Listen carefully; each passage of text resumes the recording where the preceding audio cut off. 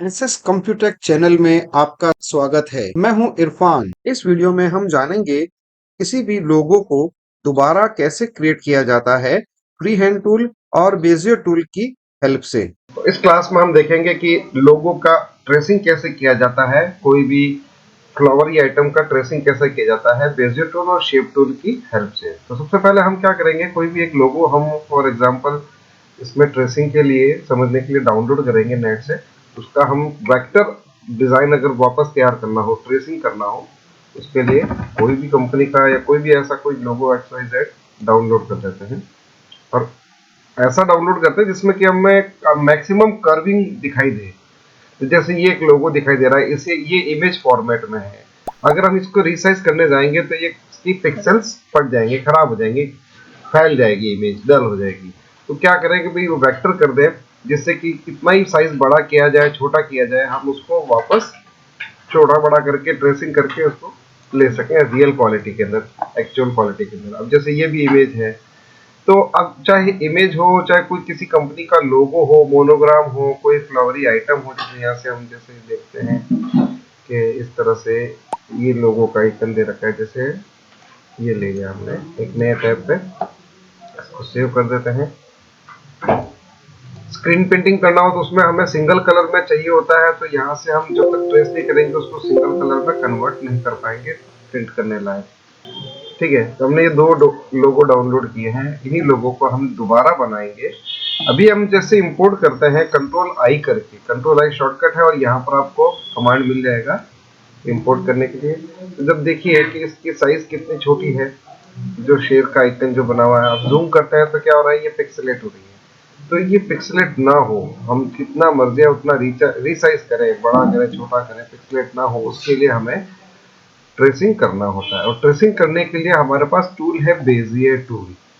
पहले हम इमेज को इंपोर्ट करेंगे, जिसे हम ट्रेस करना चाह रहे हैं उसको हम इमेज को इंपोर्ट करने के बाद में यहाँ से इंपोर्ट करेंगे। कंट्रोल आई शॉर्टकट है, फाइल मेनू में भी आपको यहाँ मिल जाएगा इंपोर्ट का।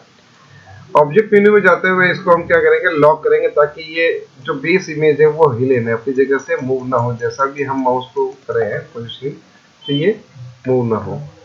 जूम करेंगे, जूम करने के बाद में बेजियर टूल से पॉइंट करेंगे, एजेस को पॉइंट करें भी, जहां से भी हमें शुरू करना है। जैसे मुझे यहाँ से स्टार्ट करना है ऐसा, और जहां कॉर्नर्स आ रहे हैं या जहां पे कर्व्स आ रहे हैं वहां हम नोड ऐड करेंगे। ये जो हम कर रहे हैं बेजियर टूल से, adding the nodes, in anchor points को यानी कि नोड्स को हम ऐड कर रहे हैं। इन नोड्स को ऐड करने के बाद में शेप टूल की हेल्प से राउंड शेप में कन्वर्ट किया जाएगा। तो जहां जहां पर भी ये पॉइंट आ रहे हैं, एजेस को फाइंड आउट करते हुए हम इसको ऐसे एंकर पॉइंट्स ऐड करते जाएंगे। अगर दोनों तरफ सेम होता है, लेफ्ट का पोजीशन और राइट का पोजीशन अगर सेम होता है, तो हम आधा शेप बनाते हैं, बाकी आधे को हम अपोजिट करके जोड़ सकते हैं। तो मैंने यहाँ से जहाँ से स्टार्ट किया वहां से यहाँ तक एक नया ऐसा बेजियर टूल से बनाया।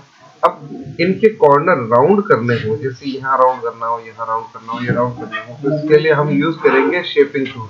शेपिंग टूल से सारे एंकर पॉइंट्स को ऐसे विंडो बना करके सारे एंकर पॉइंट्स को सेलेक्ट किया जाएगा।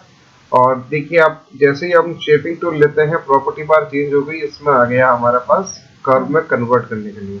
इन सभी एंकर पॉइंट्स में कर्व की प्रॉपर्टी हम ऐड कर देंगे। तो कर्व की प्रॉपर्टी ऐड होने के बाद में रिलीज करेंगे, सभी एंकर पॉइंट्स को रिलीज कर देंगे, नोड्स को, और एडजस्ट करेंगे जूम करते हुए जहां से जहां तक हमारा लाइन है, और इसको हम ड्रैग करेंगे। अब चूंकि हमने इसमें कर्व अप्लाई कर दिया है, तो ड्रैग करने पर लाइन में कर्व आ रहा है, ये देखिए। और इसके कुछ दो डायरेक्शन हैंडल्स होते हैं, लेफ्ट और राइट हैंडल्स।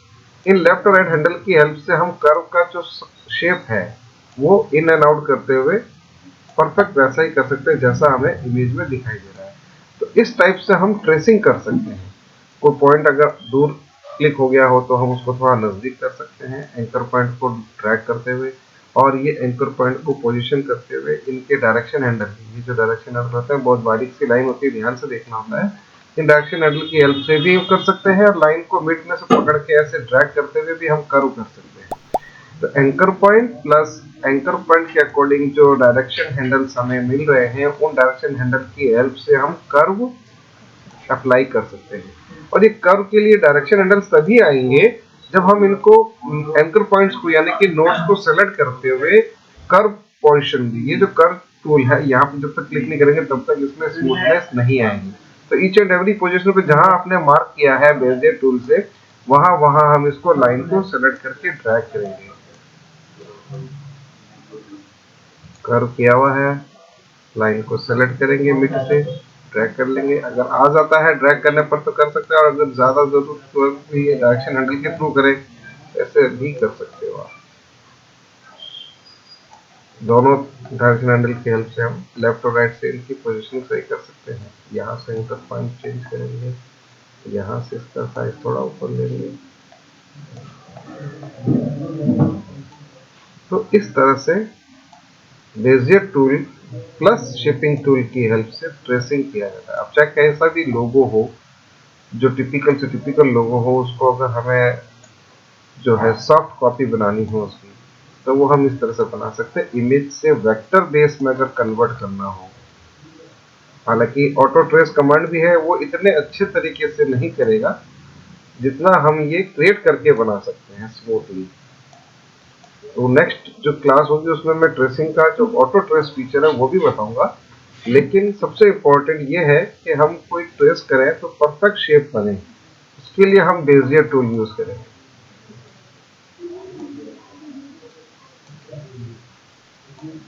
अब देखिए यहाँ पे क्या हो रहा है, हमने एक की नोड बनाया, और दूसरा क्या हो रहा है कि ये हम जब नोड में कर्विंग दे रहे हैं तो अपोजिट जो कॉर्नर है वो चेंज हो रहा है। ये चेंज करना चाह रहा हूँ, यहाँ से यहाँ तक तो कर्व इक्वल आ गया, लेकिन वहां नहीं आ रहा, ये लाइन सीधी है। तो हम क्या करेंगे, डबल क्लिक करेंगे नोड ऐड करने के लिए। तो यहाँ पर नोड एक और ऐड हो जाएगा।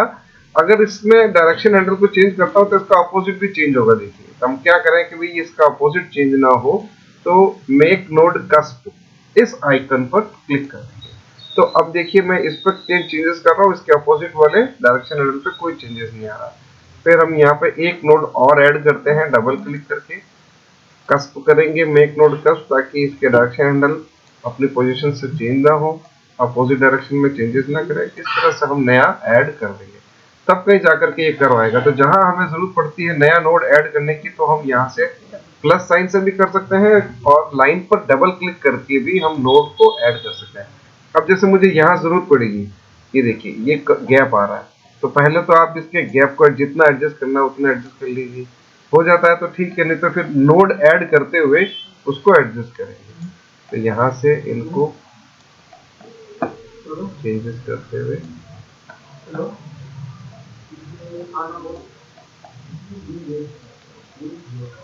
मेक नोड कर,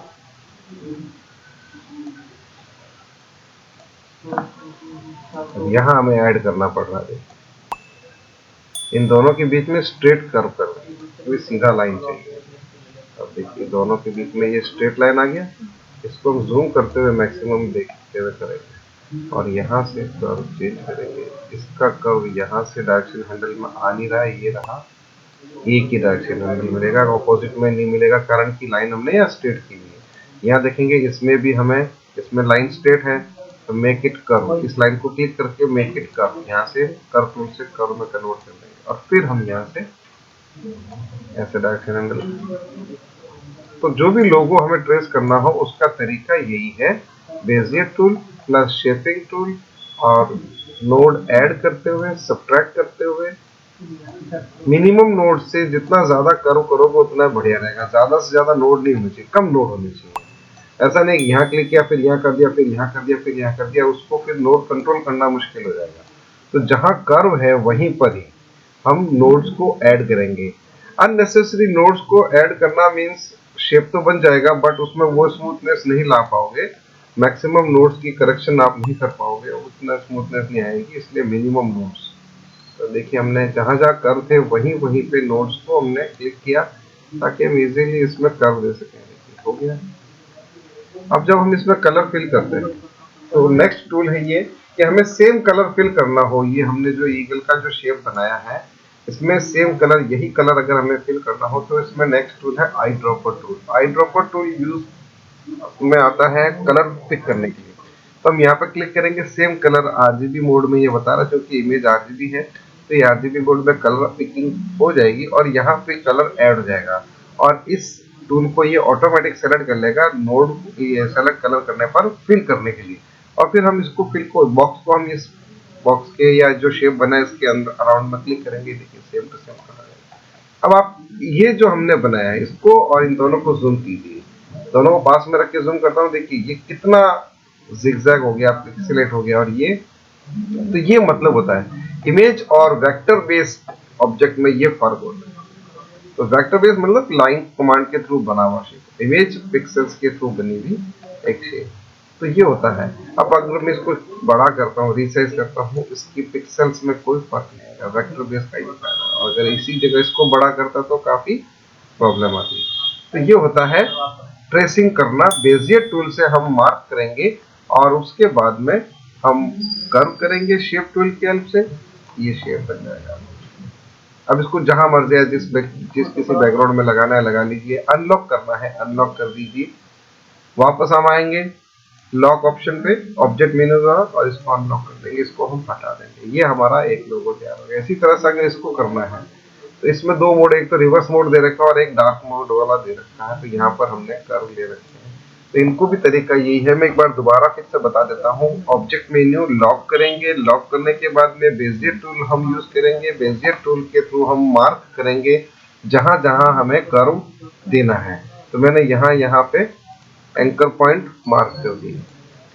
अब चूंकि ये आउटलाइन का कलर ब्लैक है और पीछे इमेज भी ब्लैक है, तो हम इन दोनों में से एक चीज को कलर कर देंगे। और क्या करेंगे, आउटलाइन का कलर हम चेंज कर देंगे जिससे कि हम इजीली उसको ट्रेस कर सकें।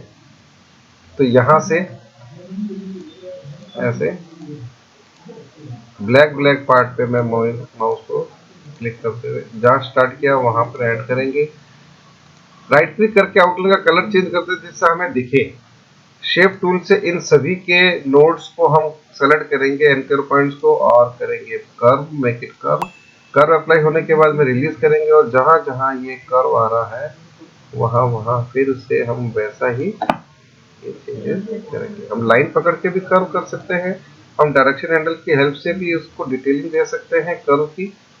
ये जैसे शेप सिंपल है, ज्यादा इसमें कर्व का वो नहीं है, तो हम लाइन को ही पकड़ के ऐसे कर्व में कन्वर्ट कर रहे हैं, राउंड शेप में ले रहे हैं। तो ये होता है ट्रेसिंग एनी एलिमेंट। कोई भी आप ऑब्जेक्ट को ट्रेस करना चाहो तो इसकी हेल्प से आप ये कर सकते हो। अब हमने ये बना लिया, ये शेप आ गया हमारे पास। इसके अंदर का शेप बनाना हो तो हमें क्या करना होगा, ये अलग से शेप बनाना होगा। बेजियर टूल लेंगे और फिर से हम मार्क करेंगे भी जो हमें शेप लेना है, जैसे ये इस तरह से। अब इसमें जहां जहां कर्व आ रहा है वहां वहां पर मैं इनको नोड को अप्लाई कर रहा हूँ।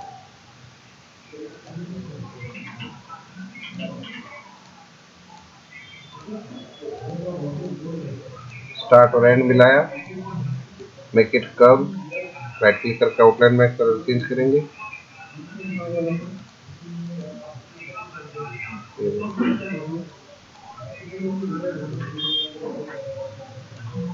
यहाँ पे जूम करेंगे क्योंकि हमारे पास ये दोनों नोड आपस में मिलाने हैं और ये कर्व कुछ इस तरह से है, ये जूम करने पर हमें पता है। ठीक है, ये यहाँ पे हमें कर्व थोड़ा ऊपर लेना है, यहाँ नीचे लेना है, यहाँ पे ऊपर लेना है, ये कर्व लेना है।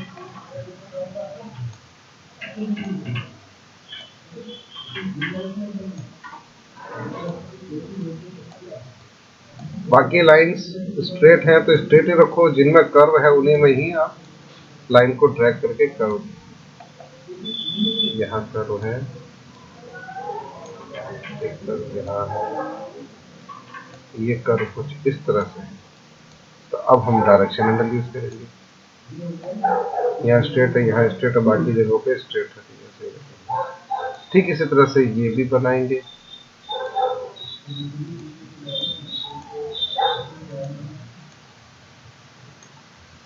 Select all nodes, convert to curve, line का कलर भी चेंज कर दीजिए, डिफरेंट थोड़ा दिखे।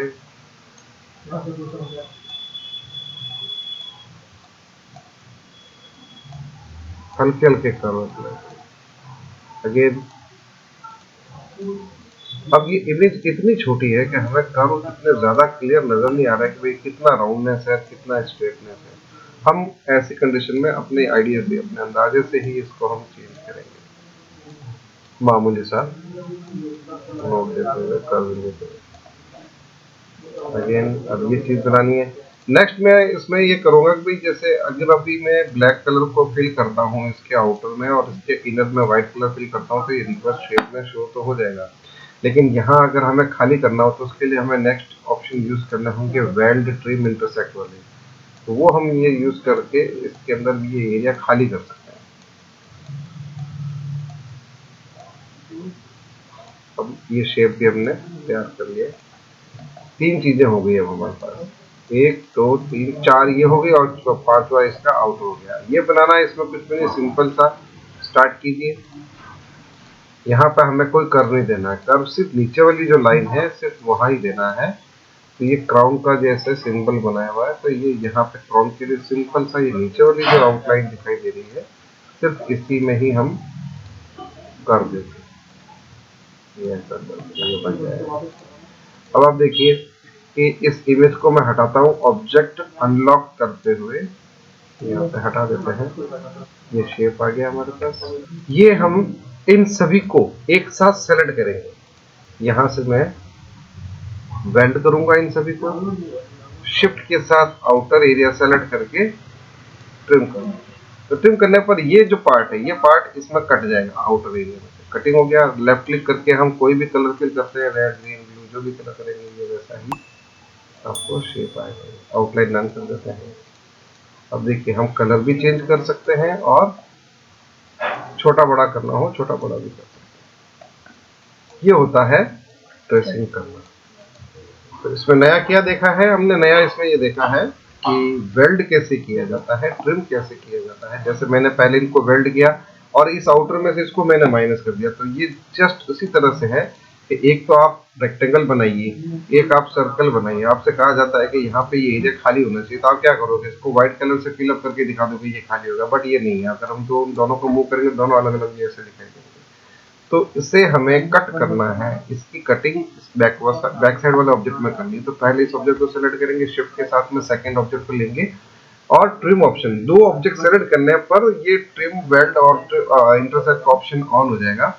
यहाँ से हम इसको ट्रिम कर देंगे। तो ट्रिम करने पर ये देखिए ये साथ साथ है, ये खाली है। अब यहाँ कुछ भी नहीं है, कोई शेप नहीं है, इसे कहते हैं। तो ये चीज हमने यहाँ पर करी है कि ये जो शेप बनाया इन दोनों को आपस में सब में वेल्ड किया और फिर उसको ट्रिम किया। अब मैं जैसे वेल्ड कर रहा हूँ, अभी ये चीज है प्लस दो चीज है, एक और मैं कर देता हूँ। इन तीनों को मैं कट करना चाहता हूँ इसमें, तो पहले इन तीनों को वेल्ड करना होगा। वेल्ड करना मतलब एक जैसा एक कर देगा ये। अब ये एक शेप है, इसकी कटिंग मुझे इसमें करनी है। शिफ्ट के साथ में मैं इसको ट्रिम कर दूंगा। ये ऐसा शेप कटेगा, इसको अलग हटा दीजिए। ये ऐसा अगर शेप बनाना हो तो वो हम बना सकते हैं। क्लियर? हमने जैसे ये एक छोटा सा रेक्टेंगल लिया, इसके कॉर्नर मैंने राउंड किए, इसको मैंने आउटलाइन करना है डबल।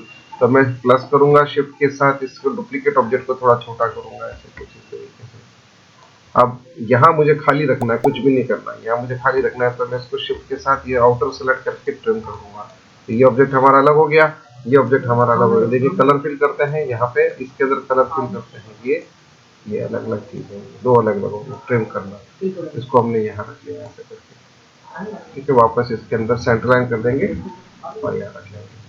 तो ये होता है वेल्ड ट्रिम। अब वेल्ड करना है, मान लीजिए इसके साथ जोड़ना है। तो जोड़ना भी क्या है, मुझे ऐसे करना है इसको, ये कटिंग करनी है, कुछ इस तरह से कटिंग करनी है। ये हिस्सा यहाँ तक ही रखना है, बाकी ये वाला पार्ट इसके नीचे जो ओवरलैप हो रहा है उस पर कट करना है। तो मैं ट्रिम करूंगा, ये ट्रिम हो जाएगा। इसके साथ में मुझे सर्कल्स ऐड करने हैं, लेकिन सर्कल कुछ इस तरह से ऐड करने हैं, डबल सर्कल जैसे ट्रिम किए हुए सर्कल को ऐड करना है। तो पहले तो मैं करूंगा ट्रिम। ट्रिम करने पर हमारे पास ये शेप आ जाएगा। इसकी अब हमें जरूरत नहीं है। मैं इसके साथ में इसको मैं प्लस करता जाता हूँ इन सभी को। फिर कंट्रोल डी करते हुए मैंने डुप्लीकेट किए मल्टीपल। ये सारे कर्व, ये जितने भी कर्व है नीचे की तरफ मैं इसके साथ वेल्ड करना चाहता हूँ, जोड़ना चाहता हूँ कुछ इस तरह से। तो ये जोड़ने के लिए पहले इसको वेल्ड करेंगे इन सभी को, फिर इसके साथ में पूरा सेलेक्ट करेंगे ये वाला शेप। ये वेल्ड करने पर ये कुछ इस तरह से शेप बन जाएगा। तो वेल्ड ट्रिम इंटरसेक्ट को आपको करना है Bezier tool plus shaping tool की हेल्प से हमें ये बनाने हैं। क्लियर है? तो नेक्स्ट हम अगली क्लास में देखेंगे। यहाँ तक के लिए आपको ये चीज